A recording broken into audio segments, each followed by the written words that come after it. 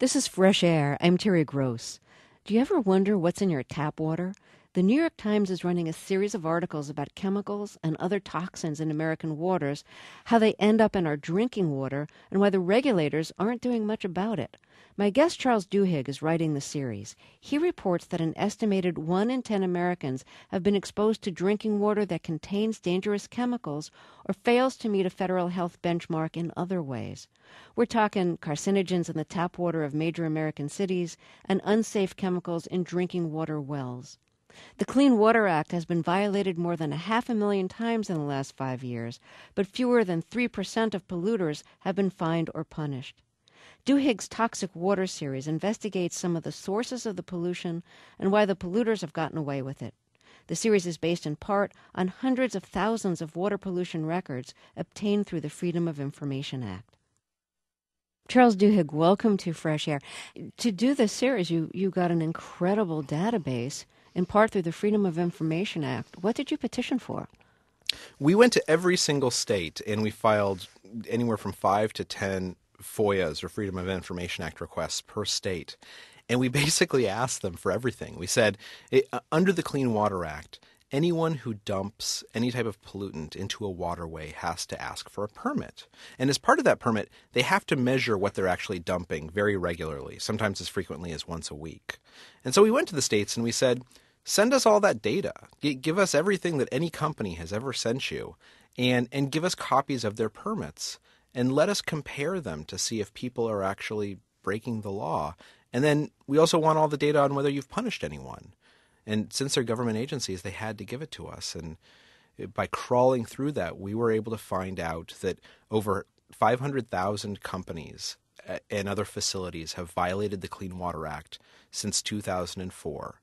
And moreover, less than 3% of those have ever been fined or formally punished. So as a result, today, you can essentially dump almost anything you want into a river or a lake or a drinking water source and be pretty confident that you're not going to get punished for it. And we'll get into the reasons why a little bit later, but do you think you have a better database right now than the EPA does? In some respects, yeah.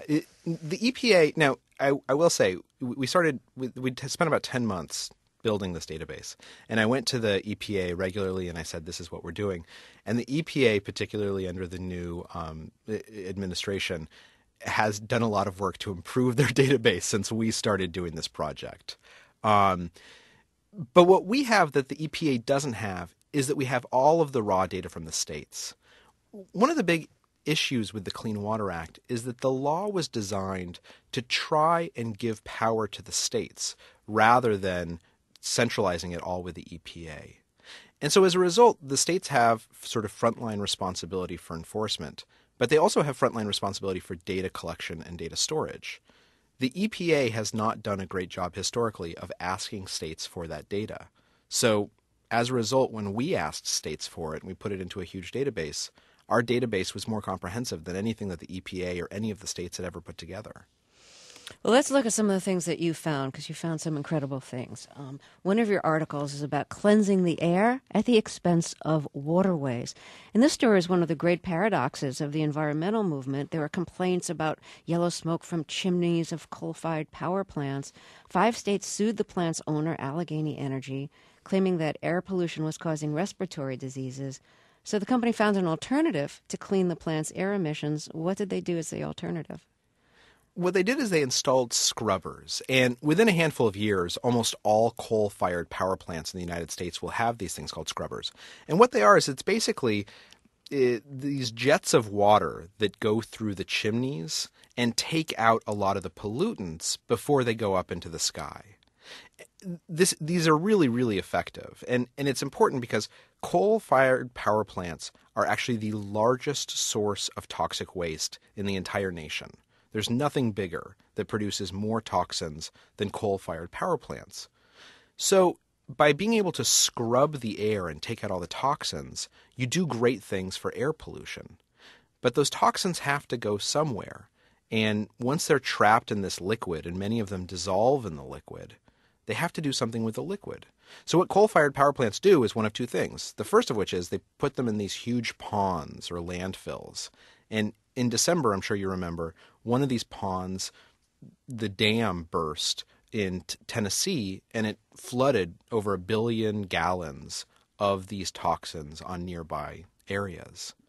If they don't put them in these big ponds or landfills, what they do is they have to dump them into rivers. And so, in a sense, you're taking the pollution out of the air, but you're putting it in the water. And what do we talk about? What are some of the chemicals that are in this water? Lots of bad stuff, but essentially everything that your mother always told you not to put in your mouth. Arsenic, lead, mercury, barium, boron. When you think about it, basically the waste from a coal-fired power plant is what you get left with when you burn coal. And coal is a very, very dense mineral. All of the heavy metals in there don't burn away. They basically fall out as you burn it. And that's what's getting dumped into rivers. So is this happening around the country or mostly in certain regions? It's happening around the country.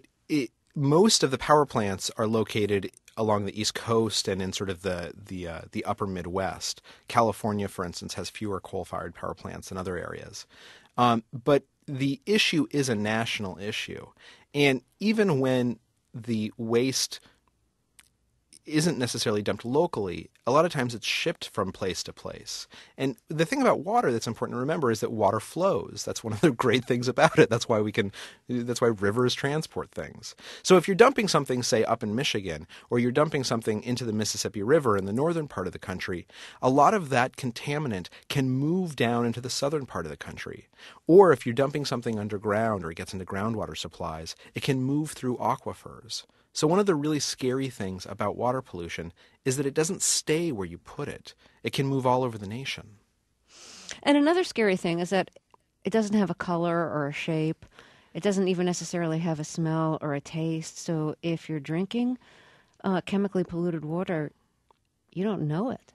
Absolutely. And that's one of the big changes between now and, say, the 1970s when the Clean Water Act was passed. One of the big impetuses for passing the Clean Water Act is that the Cuyahoga River in Cincinnati caught on fire. And this was shocking to the nation that a river could catch on fire. So Congress went into action. They passed the Clean Water Act. It was applauded as a breakthrough in environmental legislation. But now let's fast forward 30 years, and we've lived through one of the greatest chemical revolution in the history of the world. More chemicals have been invented in the last 30 years than in all the other years combined, essentially. The difference with water pollution now compared to the 1970s is that in the 1970s you could see it and you could taste it and you could feel it. And it took a lot of pollution to affect your life. Now, we're talking about chemicals that have no scent, have no taste, that you can't even detect are there, and that are dangerous when they're measured in parts per billion. So you can have essentially what is the equivalent of, say, a thimbleful of chemical in a swimming pool's worth of water. And that can actually be enormously dangerous, can be linked to cancers, can be linked to birth defects and other problems. But it's so small and it's so potent that you just don't realize it's there. And so as a result, even though a number of contaminants and a number of types of water pollution are much more prevalent now, most people just don't realize it because you don't see it when you turn on the tap.